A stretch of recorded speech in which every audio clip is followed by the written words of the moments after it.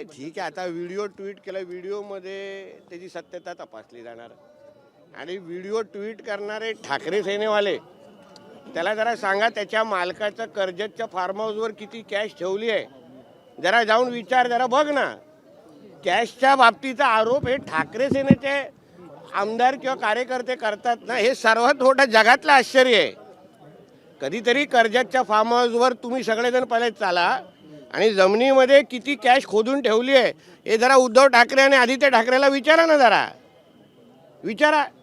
आणि त्यांनी तर कॅश, या सगळ्या कॅश वीसच्या बाबतीमध्ये त्यांनी तर बोलूच नाही, त्यांनी तर बोलूच नाही. नाहीतर एकदा सर्च ऑपरेशन कधीतरी कर्जतचा फार्म हाऊसचं घ्यायला लागेल, मग पळापळ होईल कशी.